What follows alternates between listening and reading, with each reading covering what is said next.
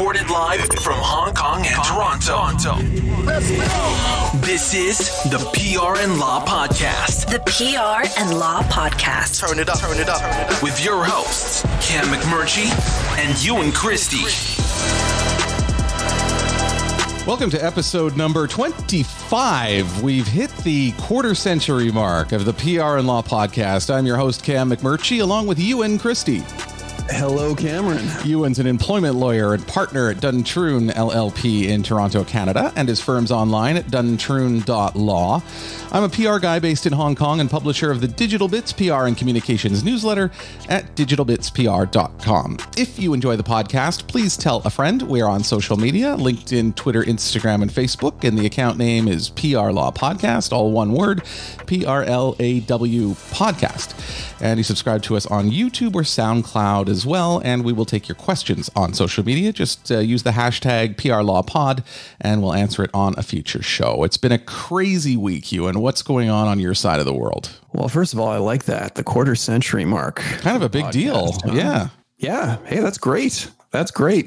Let's go bang out another 25. That's right. Yeah, it's a shocking amount of work, actually, as I was going through. Like, each of these shows are planned out. They're about an hour long, and they involve a lot of research and things like that. It's kind of amazing we've made it this far this fast, I guess, is maybe part of the surprising part of it. Yeah, and I think that's an important point. I had a friend ask me, listen to the show for the first time, and he liked it, and that's always encouraging and nice to hear. But yeah, I said the same thing. I said, it actually takes a lot of time. We do put in a lot of work. We do a lot of prep. We're not just showing up and winging it. And I think that's kind of important for people to know that we are trying, and we want to make the show better and grow the audience and all that jazz, right? Yeah, for sure. And this one's different because I don't know if it sounds different. Maybe it does a little bit, but it's morning in Hong Kong at the moment. Normally we record these Sunday evening in Hong Kong, Sunday morning in Toronto. But we're doing this Monday morning in Hong Kong, so it's Sunday evening in Toronto. So Ewan gets a bit of an evening recording session tonight. That's right. Well, and I've been dreaming about this for this is what you wanted. 25 episodes. That's right. Finally did it. Normally I'm sitting drinking my rather glorious cup of coffee, and instead, Cameron, I've swapped it out for a rather glorious little glass of whiskey. So kind of a nice change. Yeah, no kidding. And the coffee machine is broken here, so I'm awaiting my Starbucks order. You'll hear the doorbell ring in a few minutes, I think, in the background. I don't think we can do that here. You might need to provide some context. Starbucks to the door. Well, I think you've got DoorDash and things like that. Well, in the U.S. has DoorDash anyway, but this is just through Food Panda, which is it's a global company. But there's 300, 400 restaurants on there probably at any given time that you can order from. So it's definitely a big selection. Out of all of those 400, I picked Starbucks, which is a whole other discussion. Ewan, this week was a tough one too. There was a lot of news going on. I see just about an hour before we started recording, TikTok there's been a judge has issued an injunction in the TikTok ban, so it's going to be available in the U.S. But aside from that, it's really President Trump. He made several remarks this week about not following the will of the people or the election results on election night. He's put a lot of doubt into sort of mail-in ballots and things like that. And of course, this is a year of a pandemic where, there could be a lot more mail-in ballots than usual as a result of that. And I think it's really sort of cast a bit of a dark shadow on the election now. Yeah. I mean, everybody, you and I have talked about this before, that hyperbole that's been surrounding this election of, this is the most important election ever. And of course, you could point to any number of elections where the same thing was said. I recall the re-election campaign for George W. Bush, and the Democrats were saying something similar. I'm sure if we went back further, we could come up with any number of examples of this is the most important election. But, whether this is the most important election ever or not, it just feels like a bizarro Twilight Zone episode, because it's all going on in the wake of this crazy pandemic, and you can't really separate it from the election. And of course, I mean, the death count in the US, it's a huge election issue. Trump's reaction to and response to COVID is a huge election issue. So you can't separate the two, but it just strikes me as such a bizarro kind of backdrop that it's difficult to imagine that we will ever see another election quite like this one in our lifetime. I do think Trump is very good at just injecting just enough doubt into something. And so, I mean, he's not coming out and saying that this is going to happen or that all of these votes will be fraudulent, but he's just putting some doubt in people's minds and he's preparing them. So if something comes up in a way that he doesn't like, he's already sort of laid the foundation to make that kind of argument. And it's really detrimental to the democracy in the United States. I never thought that we would be in a situation like this where, it's almost as if we need sort of UN monitors coming in to make sure the election results or the election is held fairly. But that's the place we're at in 2020. Continue the debate with us on social media. Join us on LinkedIn, Facebook, Twitter, and Instagram at PR Law Podcast. All one word, PRLAW Podcast. Send us your questions now by email to askus@prlawpodcast.com. That's all one word, askus@prlawpodcast.com. Or on social media with the hashtag PRLawPod. That's hashtag PRLAWPOD. All right, what's happening, Ewan? Yeah, so I don't know if you caught this article earlier in the week, Cam. It was in The Verge. It's called Mark in the Middle by Casey Newton. Mm-hmm. It's a really, really good long-form piece sort of examining the internal workings of Facebook. It includes a number of the leaked sound bites of Mark Zuckerberg that were, recorded by employees and ultimately leaked to the press. And, I would encourage anyone to sort of take some time and sit down and go through this article. But as an employment lawyer reading it, I mean, there's so much to unpack here in terms of the employer's perspective and the employee's perspective. So I kind of just wanted to talk about some of that stuff. So, I mean, the big thing that sort of was the catalyst here, and I think we've talked about this before on the show, Cam, was President Trump's post following the death of George mm-hmm. Floyd, and that was that when the looting starts, the shooting starts soundbite, and of course Mark Zuckerberg refused to pull it down. And a number of employees weren't particularly happy about that. And context, Twitter did mark that as, I think, aggressive or violent language, and it was harder to view on Twitter. So Facebook's reaction is sort of also in contrast to Twitter's reaction, which was quite different. Yeah, and the first thing that sort of jumped out at me, Cam, was this sort of notion that you come across in corporate governance, that idea of tone from the top, right? And this is something that as employment lawyers we often look at when we're doing work for employers, particularly larger corporate employers, and ensuring that the message from the top is representative of what the company markets and advertises itself as, but that message is sort of consistent from the top of the ranks on down, and mm-hmm. doing everything you can to try and ensure that there is consistency in that message. And you can do that a number of ways, right? I mean, you can have sort of routine check-ins with your employees to make sure they're on side. You can develop good workplace policies and procedure manuals that sort of reflect those particular ideals and what's permitted and what isn't permitted. But the key here, Cam, is that the message needs to be consistent. And that was one of the things that struck me in reading this article, that, they had a soundbite from Sheryl Sandberg, the company's COO, talking about how Facebook needs to be a neutral platform. And then later that same day, there was a quote from the director of public policy for trust and safety at Facebook. And he said that, well, I don't think we're necessarily neutral. So again, you've got competing messages that you're putting forth to your employees that's readily accessible to all the employees in the company. And that's inconsistent. That's the exact opposite of what needs to happen. That message needs to be consistent. You have to set that tone from the top, and it has to be reflected in good workplace policy that all of the employees are familiar with. You know, I have said this before. I've followed Mark Zuckerberg's career, obviously, as Facebook has grown, as he founded it, and it has grown over the years. And obviously in 2016, it feels like, you know, there was still a belief that technology was something good and that we should continue marching forward with technology because of its benefits. And that all seemed to come crashing down in 2016 with the Cambridge Analytica scandal and what's happened really since then. And it really seems to me that Mark Zuckerberg is in over his head on this. I've heard him speak, at Congress.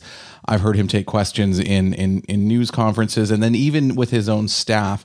I don't think he fully understands the impact that Facebook is having. And I would put Sheryl Sandberg in that same category. And I think they got a lot of credit, especially Sheryl Sandberg, for bringing the company from sort of a small startup to the global behemoth that it is today.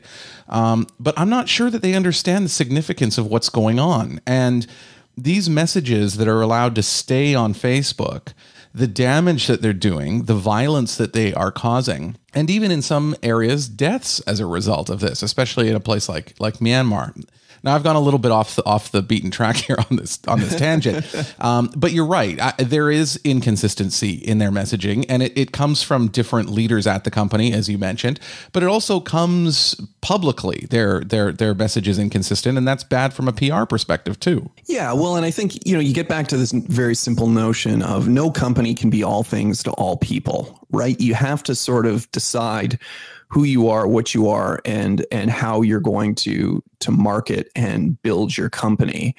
And that's what employees see. So when employees are effectively getting inconsistent messages, it means that their behavior very quickly becomes inconsistent. And again, this goes back to that sort of corporate governance, a notion of the tone from the top, that an employee needs to be able to look up the ranks and get some sense that there's a uniform message, that there's consistency, that we're all part of one larger product that's trying to be productive, a machine that's trying to move things out the door, and that message, if it's going to change, that it's changing because of some very deliberate reason within the company.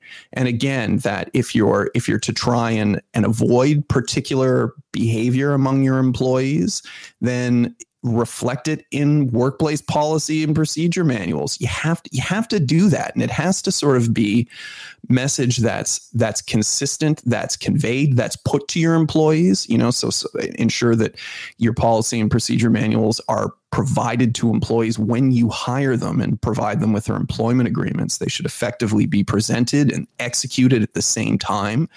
So you don't have any employees arguing that, I didn't know that. I didn't know that this is part of the company, or I didn't know that this was one of the company's policies. The idea being that they're presented with them right from the start, right out of the gate of the employer-employee relationship, and that everybody is on the same page. Yeah, and I want to fill in the listeners a little bit about this article too, because one of the big concerns at Facebook now is that, Zuckerberg and President Trump clearly have a relationship. They've spoken many times, and Facebook is the one social network that is not labeling Trump's statements in a negative way or pulling them down or anything like that. And so there has been a lot of coverage on the fact that it looks like these two may be either working together, or Facebook's kind of turned a blind eye to what the president has been posting. Obviously, a lot of staff inside Facebook are not okay with this. They feel quite strongly about, whether violence is on the platform, or, things like disinformation and things like that. And so there's naturally going to be a conflict here between the staff and the direction that the company is kind of choosing to take. And I guess my question, Ewan, is do the staff have any rights in this whatsoever? Because ultimately Zuckerberg controls the company. Well, sure. Employees are well within their rights to sort of speak up on these issues, as employees have done. Now, will that result in repercussion? Perhaps. Again, outside of some sort of discriminatory reason for an employee speaking up and perhaps being disciplined accordingly, an employer has the right to to terminate an employee on a without cause basis in most situations. So again, this is another reason why it's important that everybody gets on the same page and that employers are not effectively putting out messages on behalf of the company that they're effectively only paying lip service to. And we've talked about this before as well in the sort of the wake of Black Lives Matters edicts that companies have made, and yet that's not reflective of the internal workings of the business or of the company.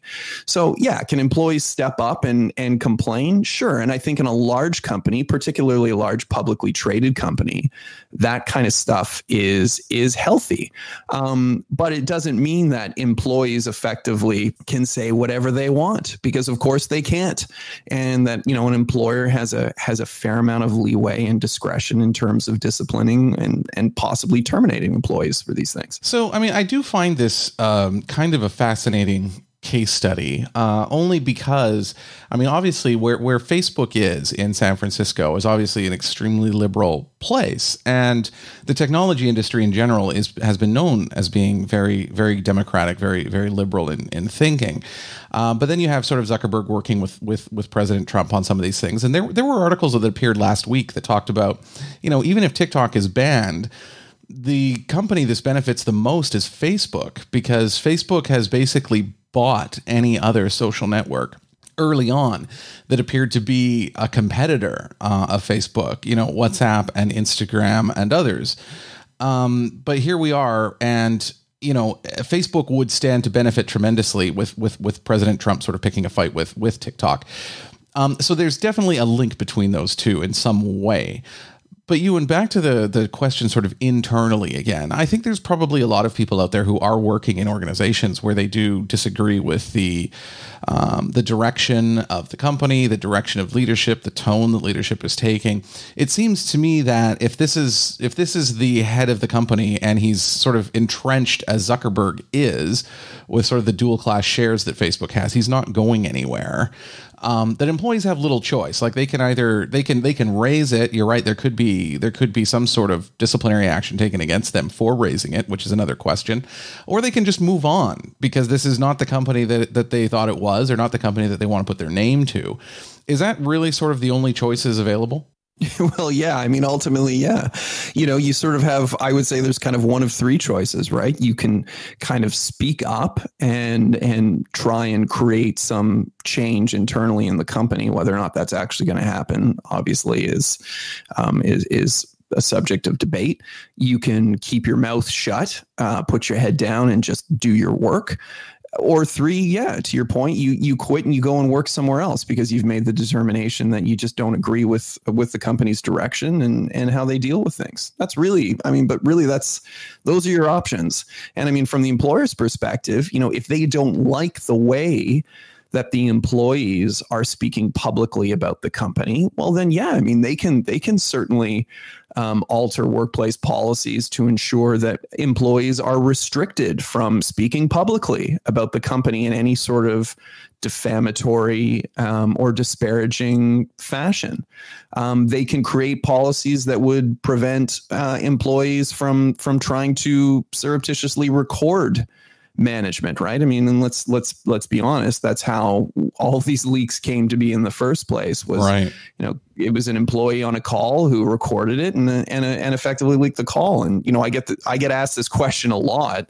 If I'm going into a meeting with my employer and they're consistently abusive or they harass or discriminate against me in some way, can I record that conversation? And the answer, generally speaking, is yes, you can.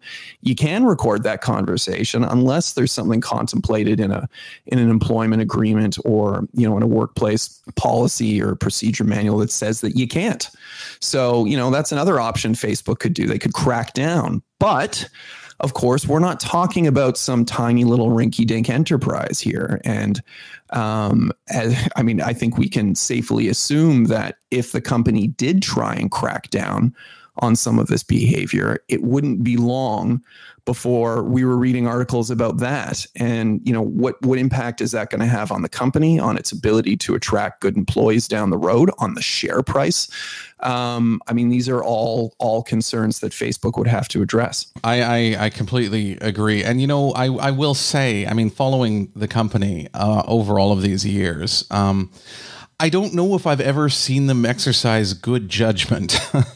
So I fully sort of expect these problems to continue. I don't think Mark Zuckerberg is qualified to be in the role that he's in with Facebook. I think Sheryl Sandberg has been a bit of a disaster as well in her role. And I definitely understand why people would not want to work for that company.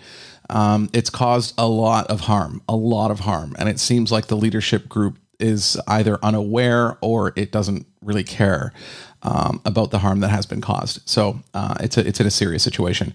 Anything else on this to add, Ewan, before we move on? No, other than, if I was to cut Zuckerberg at least a little bit of slack, I imagine it would be very, very, very difficult to sort of keep control of all of these issues when you're dealing with a company that grows at the exponential rate that Facebook has grown. Rapid expansion is not really a good environment for ensuring stability and consistency of a top-down kind of message. So those are certainly things that large companies have to consider when they're looking to grow. And good news, Ewan. My latte's here. Show your support to the PR and Law podcast by making a one-time donation or setting up a subscription with us on Patreon. Every little bit helps us keep the lights on and bring the show to you each week. If you'd like to chip in, please visit prandlawpodcast.com. That's prandlawpodcast.com. Click support the show. Thanks for helping us out. Okay, I came across an article this week written by Mary York, and she's a PR expert with more than 15 years of experience, and she's written an article in Forbes taking a look at steering a cybersecurity PR crisis in 2020, because obviously cybersecurity threats are quite serious, and these breaches are quite widespread, and she's sort of got some advice on what companies should do in managing something like this. Ewan, have you come across this issue sort of in your legal work with employers? Yeah, sure. Issues of cybersecurity are, my gosh, they're at the forefront of large companies nowadays and smaller companies. And it's the smaller companies where this is a real issue, right? That they haven't necessarily turned their minds to a lot of these concerns, and they're kind of ripe for things going sideways. Yeah, and I kind of want to explain this a little bit because I think we should be clear. Anytime you are in a checkout line, whether it's online or off, if you're at Target or you're at Safeway or whatever it might be, and you pay using a credit card, then the company has your name and your credit card number and the time and the groceries that you purchased saved in a database somewhere. And that is just sort of regular procedure at a lot of places to see who's buying what. And, it helps inform marketing plans and various other things. The problem is a lot of these companies are not technology companies per se, and so maybe they do not have the necessary firewalls and protections around this data, and then there is often a breach. And we've seen this with Target as one, but there's been many of them where hackers have gotten in and gotten the credit card information of a number of customers. So this is a huge risk for retail businesses right now. It's also one of the catalysts of some of this moving to the cloud, moving off premises into sort of giant cloud storage with Microsoft or Amazon. But from a customer's point of view, this is where, using cash makes sense, or using an encrypted service like Apple Pay or something along those lines makes sense because it uses a token. And the company will never see your credit card number or your name, but it gets Sorry, can I just want to interrupt? What do you mean when you say a token? So what happens is, this is a little bit technical, but if you go through a credit card, right? Like if you pass a Safeway clerk your credit card, they'll swipe it or they'll put the PIN into the machine, and then they've got your credit card number and your name and your expiry date, right? If you use Apple Pay, it has to basically tell the store that you have the money to cover what you've just paid without giving them the information for them to look it up themselves. So it's slightly different. So what happens is on the phone, it does a calculation, or on your watch or whatever, your iPad or whatever it might be. It does a calculation. It gets the amount being charged, and from your own device, it will check with your credit card company that it's okay. If it is okay, it creates a token, a virtual token, that is then transferred through NFC to the shop to okay the sale. So they don't get your credit card information. So, I mean, I do recommend these sorts of technologies when buying things now. Not that I'm alarmist about just using credit card regularly. I do still use credit card regularly as well. But anytime you have an option, it's just good to try and be a little bit more secure. But anyway, these sorts of security breaches are obviously becoming a big problem, and they're really on the increase too. So, I mean, just in 2019 alone, cases of cybersecurity data breaches were up 284% over the year before. Wow. And this year, they're already up way beyond that in 2020. So it's obviously something that's growing really, really quickly. And COVID-19 has been a part of that because obviously there's a lot of government programs, to help people to send them some cash or to stimulate the economy. And hackers obviously are aware of this and looking for sort of ways in on that as well.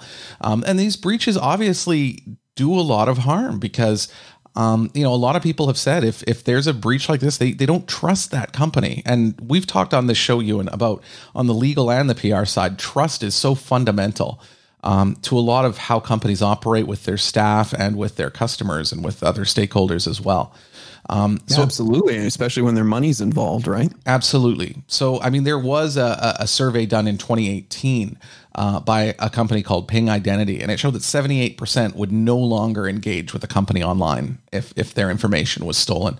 And I think that makes absolute sense.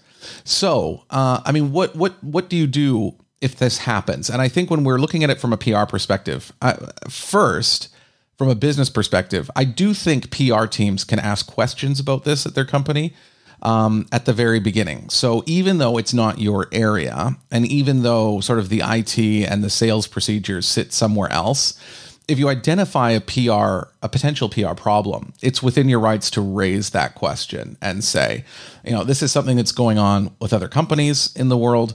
This is something that's causing some companies great harm. What do we have? We want to put together some statements or some plans that deal with this issue if it came to pass. So we want to know what the setup is so we can explain it clearly to stakeholders. And I think that you're well within your right to do that, and it's a good thing to do. Well, yeah. I mean, that would be my question to you is, I mean, how the heck do you do that such that you convey the message in a clear and transparent way to a consumer, to a layman who's not necessarily going to know what a token is or what, gazillion and 1 bit encryption means, or any other of these very highly sort of technical terms? Well, I think so. There's two parts to that, right? I mean, if you're contacting your own internal sales or IT teams, they should know the technology around it because it's in their department. If they don't, then it's a real big concern because they should. But then, which is sort of point two, Ewan, that you're going ahead with, is sort of explaining it to the public. I mean, when something like this happens, you want to, the first priority here is to provide the information, all of the information that you have on hand. And I think we've seen, actually, Facebook has been such a bad example of this. Sorry to pick on Facebook so much today, but Facebook will often say there has been a breach and it looks like 20 million records may have been visible to a certain group. And then it goes to 300 million and then 500 million, and they keep increasing it. And that's obviously something that you don't want to do. It does kind of make sense because that first story is the one that's going to get the most attention. And sometimes if you have a lower number there, it's not, a higher number later doesn't get the same amount of attention as that initial number, but I still think that's kind of dishonest PR and a little bit sneaky. So the thing you want to do is absolutely tell customers what's happened. And then you want to tell them personally what's happened. So a good example of this was with Cathay Pacific in Hong Kong a couple of years ago. They did announce to the media right away that this occurred and that over a 6-month period, it looked like a lot of their customers' data was stolen. And I received an email on the same day breaking down exactly what happened, what information they might have. And then the other key one, Ewan, is really what action can you take then? Like, knowing that they have my information, what should I do next? And oftentimes that is logging in, creating a new password is often the easiest one. But if someone has your credit card number, I mean, you do have to consider thinking about, getting a new credit card from that bank because it would come with a new number. Again, that's a little bit extreme because if there's fraudulent activity, oftentimes you can identify that quite quickly. But these are the things that you would have to consider. Wow. Yeah. It's a lot. And it's, the reason why this is also really, really tricky for businesses and companies to deal with is that most employers, they're not equipped to even comprehend these kinds of issues and this kind of language, right? They effectively will have an IT group, and there's sort of this idea of, well, no, that's the IT world. We'll let IT deal with that. You can speak with IT about that. And there seems to be a disconnect. And again, you often see this with smaller companies where, executives or management have a complete disconnect from what's going on in their IT department. And they don't understand that these kinds of things are integral to the success and sort of healthy future of their businesses. And they need to be involved in those discussions rather than just trying to punt them off to someone else. Yeah, or you need to have somebody in there that does understand it well and can explain it to you and you trust. Because I think it's reasonable for people not to know the ins and outs of their IT team, but I do think they need to have some idea of how they are processing information, where information is being stored. I mean, we're seeing this now even with the TikTok and the WeChat battles in the United States. I mean, a lot of it is around where is data stored. And up until now, there's been no strong laws about this, but they are coming on the books in various places. China is one country that does have really strict laws about this. If you have information, if you're providing a service to Chinese citizens online and you're collecting their data, you must have a server inside mainland China and it must be stored there. And if you don't do that, then you cannot do business in China. And we're starting to see that a little bit with the US wanting to go down sort of a similar path. So, I mean, not that the physical location of data matters that much, because I mean we're in an interconnected world where, I mean, no matter where my cloud storage is, I can access it. If it's in Singapore, if it's in Antarctica, like you can get it without actually physically being there. But this is something that's coming up a lot more. But then secondly, the one thing I haven't mentioned yet is there are now laws around this and there are regulations around this, especially in terms of a data breach and issues around personal identifiable data. And I think the other thing is it's really important for companies to understand what those laws are in the areas or in the jurisdictions in which they do business, because oftentimes if something like this happens, you're obligated to take certain actions within a certain period of time. And so you need to be aware of this in advance.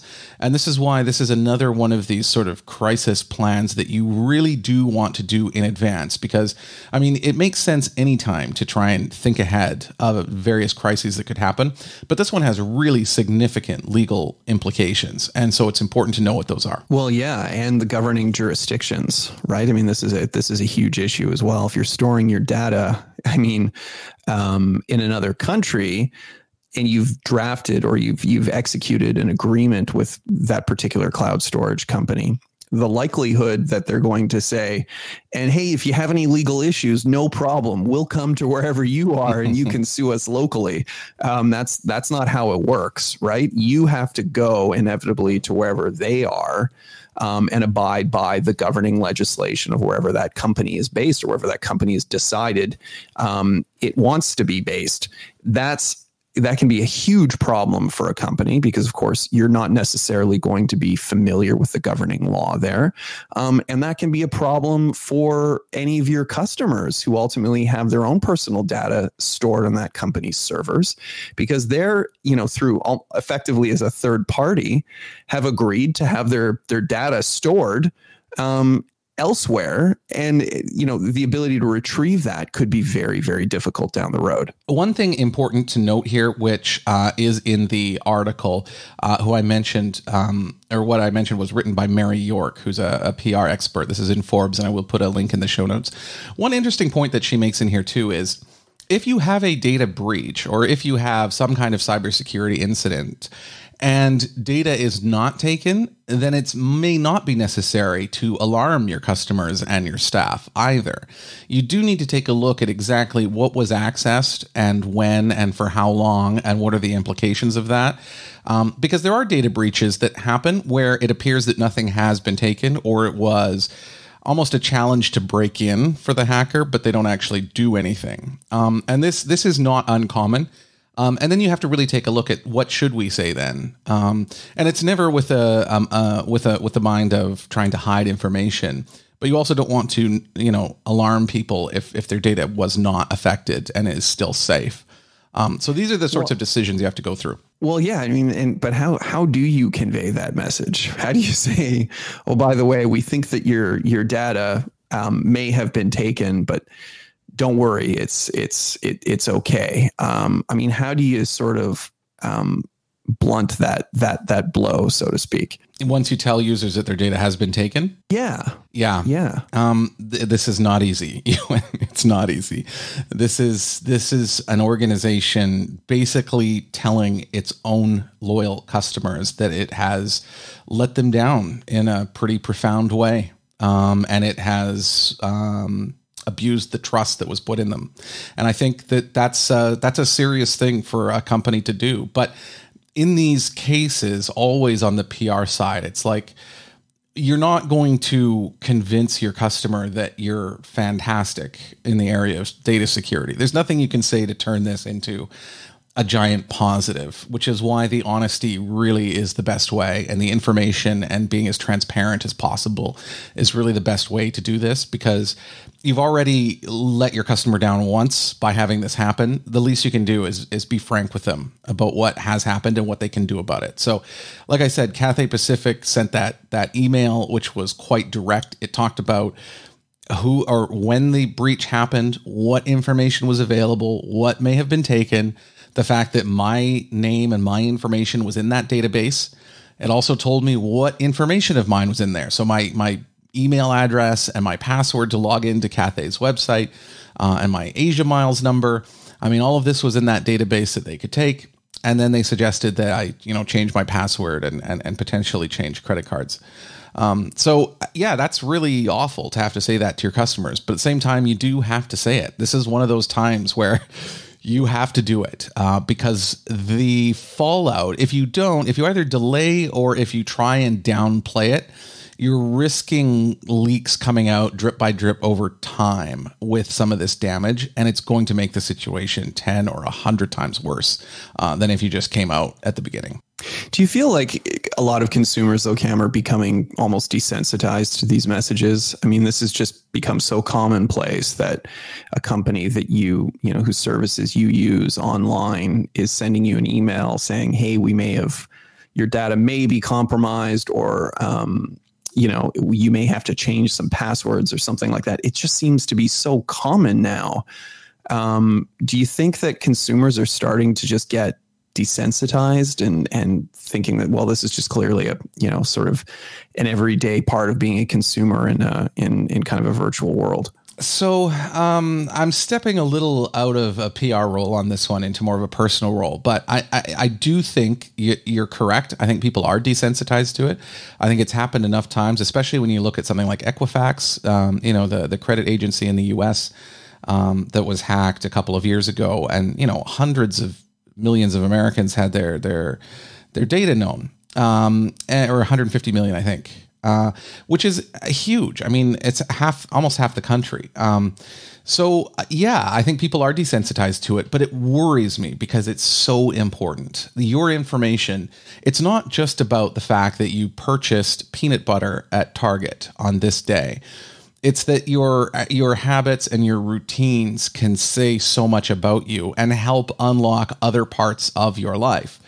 So for instance, if part of your relationships with people in your family are known, I mean, hackers know that you often use your spouse or your dog or your kids as passwords for apps or for other online services. And so that information can be quite useful.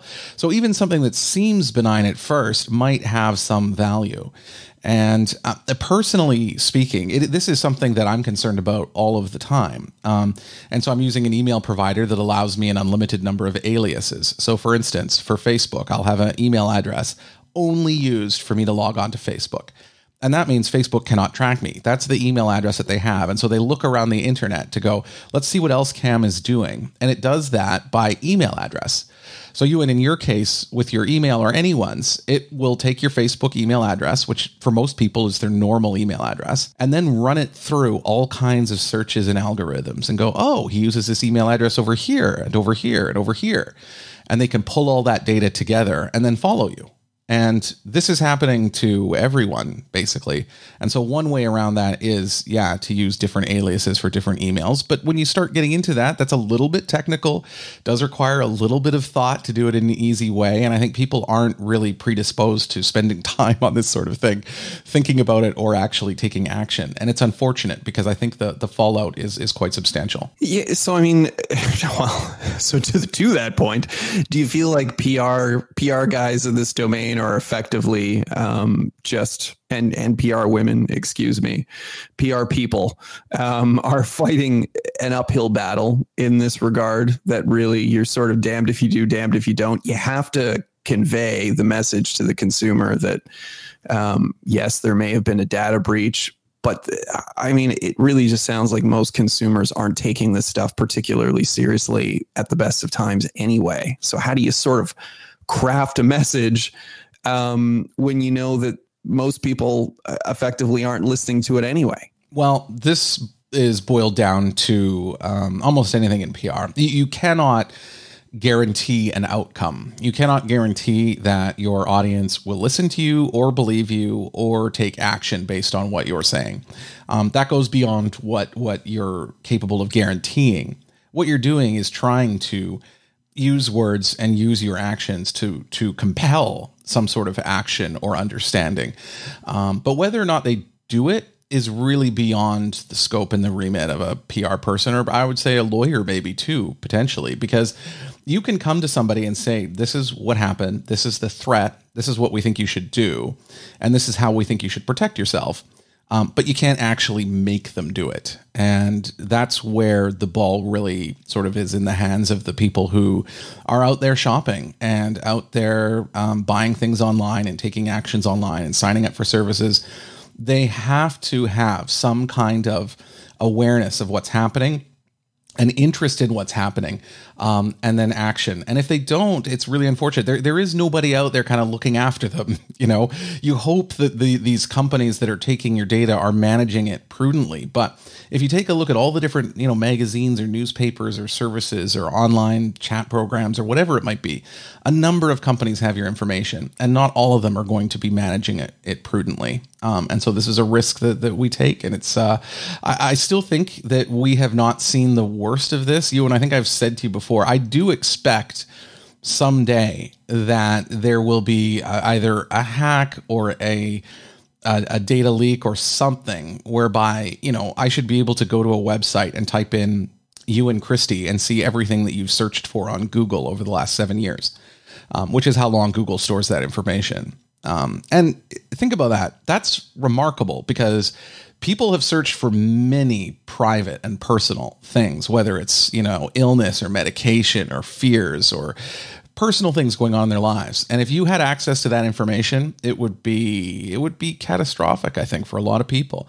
But that data is there. It's not it exists. It's sitting in a database. It's only a matter of making it public. And that's how close we are to something like that. Okay, so I think I need a new email address. Yes, I do recommend it. I do recommend going with, actually, you know what, Ewan, interestingly, I don't use it, but there is a company in Canada called Hushmail.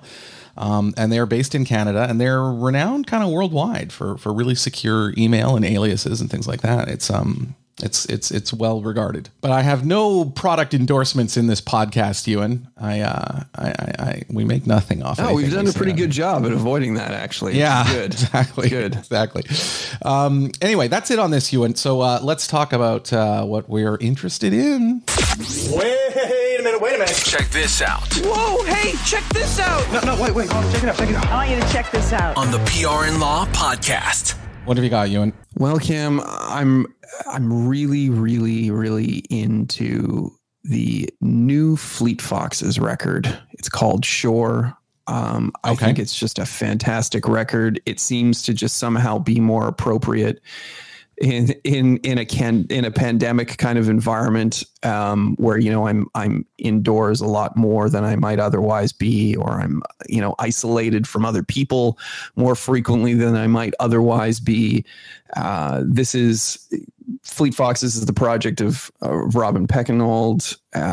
This is the band's fourth album. And, you know, I've been a big fan of Fleet Foxes from the beginning. I think the reason why I wanted to give a shout out to this record is that, you know, I've recommended Fleet Foxes to a number of people in the past, and it's like, no, I don't know. It's just a little too difficult for me. You know, their last record, it was a 2017 album called Crack Up. Also a fantastic record, but a little difficult to sort of sit down and try and absorb and take in. Shore is not. It's a great record. It flows really, really easily from track to track, and it's one of those albums that you kind of put on, you press play, and then all of a sudden it's over and you're wondering what happened. So, you know, we're sort of talking kind of a folk rock kind of sound, but even that's sort of it doesn't really do the record a great deal of justice. Try to put a label on it. You know, just check it out and let me know what you think. Be curious to get your thoughts. All right, send us the link to that. I don't know, on Spotify or Apple Music or whatever it is.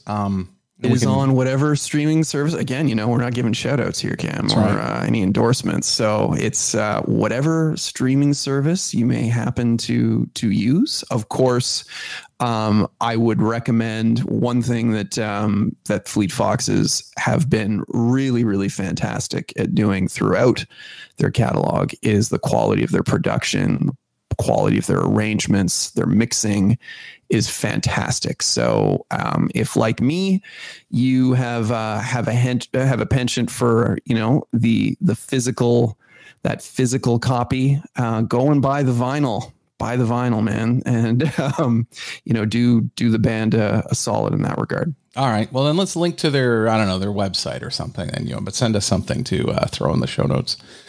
I had two items to mention. One was the article. We mentioned it off the top about Trump indicating he's not going to leave office if he loses the election. Sort of the quintessential article on this is by Barton Gellman. I've been a fan of his for many years. He writes for The Atlantic now, or he's written for The Atlantic for a while. But it's a good deep dive into just, you know, what Trump has said and what his actions have been over the years and sort of some of the circumstances that he's put in place in the lead up to the election coming up. But the one I really wanted to mention, someone mentioned to me about Wondery several weeks ago, which is a podcast network in the United States, and they have a number of really excellent podcasts. And so I finally thought, okay, I'm going to start, listening to some of these because they are well regarded. No one recommended this particular one to me, but I gave it a listen because it sounded quite interesting. And the podcast is called Locked Up Abroad. And each episode is a true story, basically in a narration of what happened. And, I've been listening to podcasts for a long time. Obviously, Serial was fantastic. S-Town, This American Life, all of these sort of documentary shows that are done via audio, which are really well done. This was the most harrowing show that I have ever listened to, and at times almost uncomfortable, because they're true stories told by the people who lived through it. And they do a little bit of sort of, I don't want to say acting, but there's sort of sound effects in the background that are obviously created, but just sort of meant to give you an idea of what it would have been like. It's not overdone. There's not periods where you're listening to acting or anything. It's just sort of subtly in the background. But the stories of either, crossing a border with a lot of cocaine or there's a few in there that I found really difficult to listen to. And the one thing that I've taken out of it is how people's pasts and how their either the way they were raised or things that they lacked when they were younger had such an impact on the decisions they made later in life that landed them into so much trouble. And there's a number of examples like that. In one case, a young guy whose father had left when he was 3 and they had no relationship. And after he graduated, his father came back into the picture and said, "Let me take you on a trip. Like we'll go across the Silk Road, from Pakistan into China." And obviously the kid was excited. Here's his dad, for the first time wanting to spend time. But when he got to Pakistan, he realized his dad was a drug mule and that he was called there to help out with carrying drugs from Pakistan into China. Again, it's a harrowing story. And it just sounds too real. So I have found these to be excellent, but yeah, brace yourself when you listen to these. Wow. And they're all first person accounts? Yes. Is that right? Yes. Wow. Each episode is its own story. So it doesn't go beyond, it's just one episode is an entire story. Well, as you know, and as I know, you and I have both done our fair share of traveling abroad in our lives. We have not smuggled drugs. To say that I've yet to be locked up. Knock on wood. May it stay that way. Yeah. One other one I should mention. It's a Scottish guy. He was a Scottish chef, and he was in Scotland. I guess his marriage was kind of ending, or he was having a hard time, so he thought he would take a job in Saudi Arabia. And he was head of a catering company there, and he was doing quite well. And then one day he realized it was quite easy to make wine.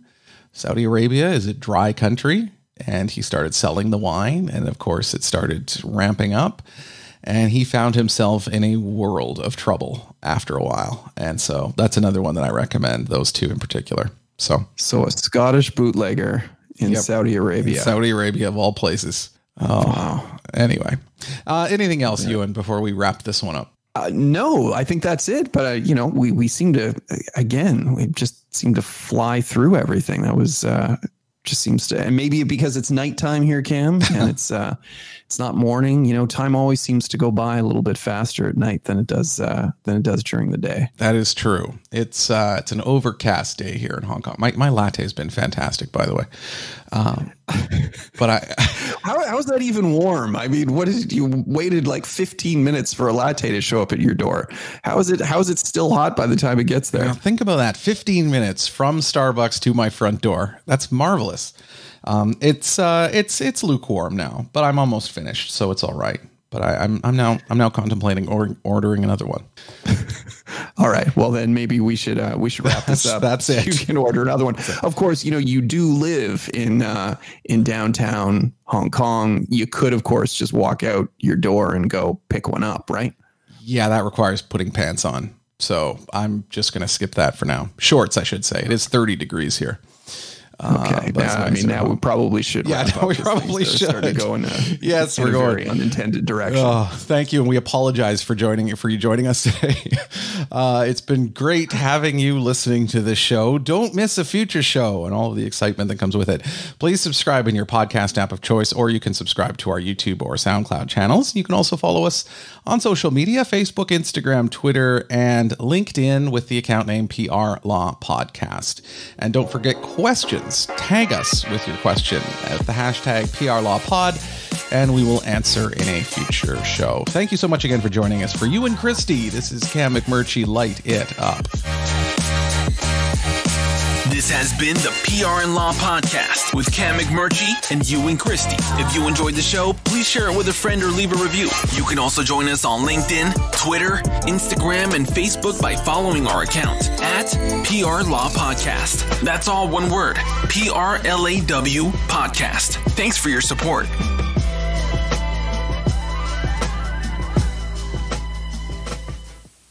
Cam and Ewan, strong guys.